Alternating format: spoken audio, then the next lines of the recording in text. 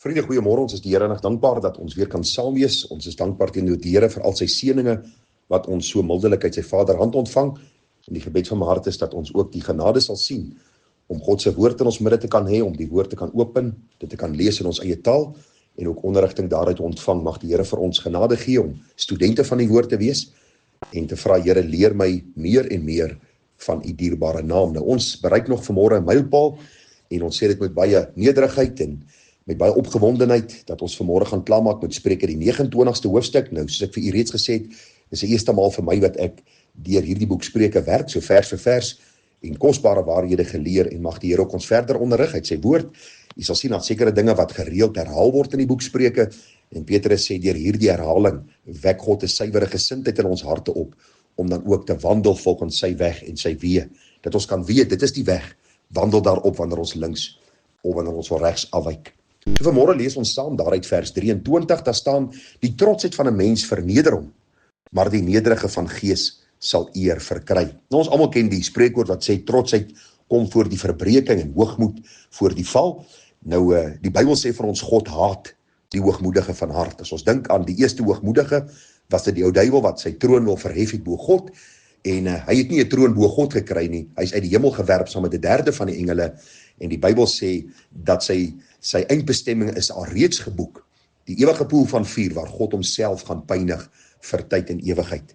En wat die Here vir ons wil kom leer, vriende, is dat die oomblik wanneer jy jouself wil verhoog, wanneer jy trots is, wanneer jy met hoogmoed in jou hart sit, sal dit later vir jou 'n struik wees, en jy sal verneder word in hierdie poging om jou bo ander aan te stel.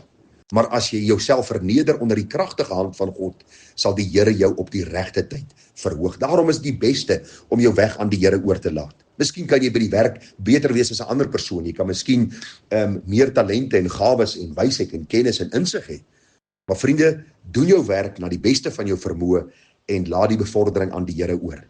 Selfs vriende, wanneer jy poog om miskien jouself aan te stel of jou miskien self te verkoop aan ander, kan dit vir jou 'n struik wees. Daarom is die belangrike ding wat die Here vir ons leer is, dat ons ons onderwerp aan die Here. Dat ons sal onderwerp aan hierdie God wat vir ons sê, hy is sagmoedig en nederig van hart, en ons sal rus vind vir ons siel. Op die regte tyd sal die Here ons verhoog. Daarom, wees versigtig dat jy nie trots en hoogmoedig sal wees nie, want dit kan vir jou 'n struik wees. Vers 24, hy wat saam met 'n dief deel, haat sy eie siel. Hy hoor die beswering, maar openbaar niks nie.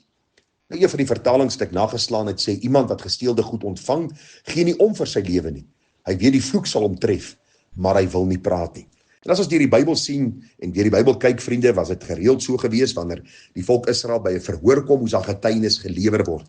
Nou sê die Bybel vir ons daar in Levitikus, wat spesifiek praat oor hierdie saak, dat as jy stil bly in 'n getuienis, of kom ek sê eerder in 'n hofsitting, en jy wil geen getuienis lewer nie, word jy outomaties as skuldig gesien. Hoor wat sê Levitikus 5 vers 1.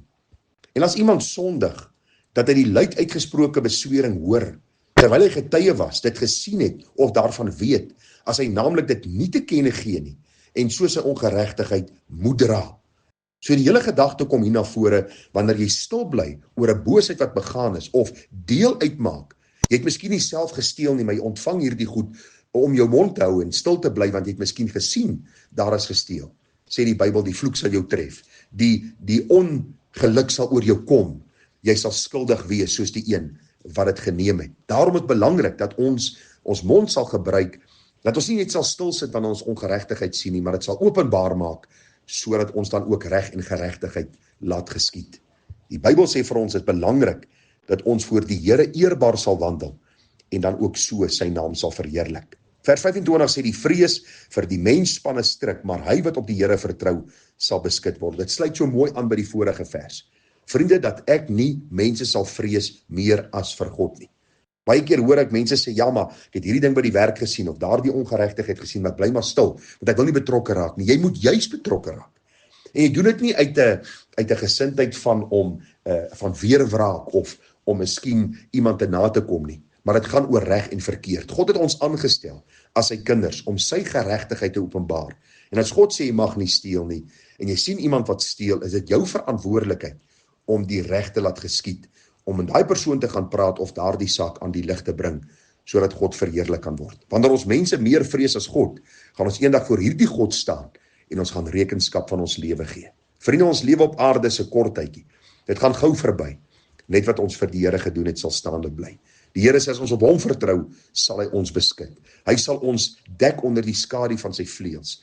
En daarom is dit belangrik om te sien dat God is in die hemel. Hy maak van die aarde die voetbank van sy voete. Vertrou die Here ook in bepaalde sake en sien hoe die Here ook vir jou uitkoms sal gee. Maar moenie mense vrees nie. Die Here sê vir ons, vervloek is die man wat die arm van vlees sy vertroue maak. Met ander woorde, wat 'n mens meer vertrou as vir die Here. Want mense stel te leer en mense kom jou te na.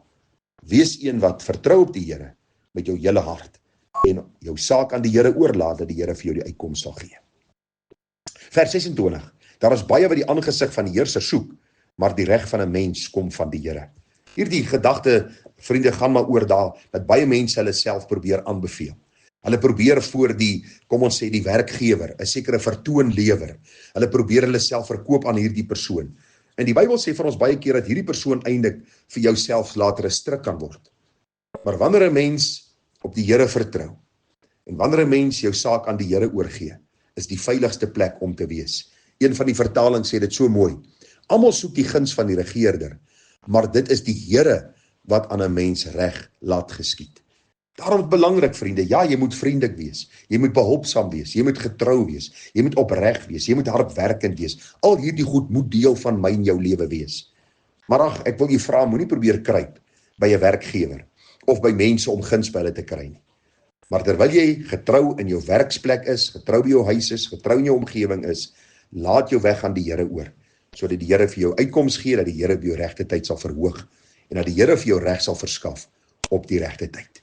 Die laaste versie vanmôre, 'n man wat onreg is vir die regverdiges 'n gruwel. Kom ek lees dit gou weer, 'n man van onreg is vir die regverdiges 'n gruwel en vir die goddelose is die op die regte van wandel 'n gruwel. Dit gaan maar net weer oor daardie twee teenoorgesteldes wat vir ons deurgegee word. Aan die een kant, 'n man van onreg is vir die regverdiges 'n gruwel, met ander woorde, die ongeregtigheid van die bose mens is vir die regverdiges iets wat hom seermaak, wat hom bedroef maak, en aan die ander kant weer, haat die goddelose die weg van die opregte. Waarom?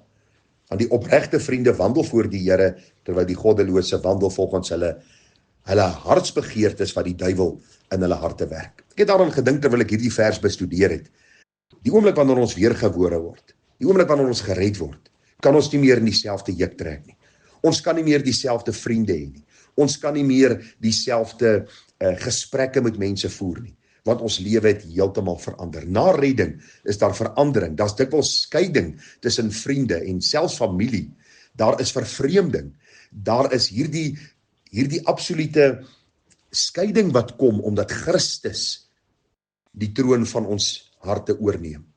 En hy regeer deur die waarheid van sy woord.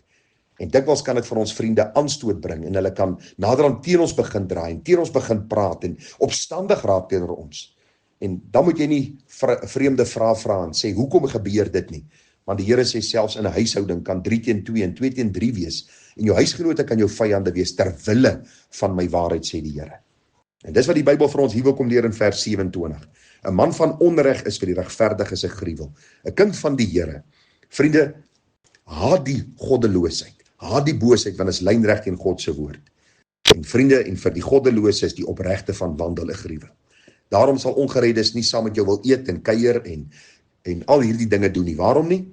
Want jou lewe spreek hulle aan, jou getuienis spreek hulle aan, jou opregte wandel spreek hulle aan. Daarom is die gebed van my hart dat ons hierdie waarhede uit God se woord sal raak sien, ter harte sal neem, sal uitlewe, nie om te dink ons is beter as ander nie, want geen kind van God is beter as 'n ander een nie.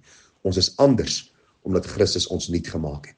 Mag ons getuienis in ons lewe God verheerlik, mag ons mense nie meer vrees as vir God nie, maar mag ons hom vertrou, as die skepper, as die redder, as die heiligmaker, dat hy ons weg ook vir ons gelyk sal maak, op sy tyd, op sy manier, tot verheerliking van sy naam. Vriende, groete vir u, mooi dag verder, tada.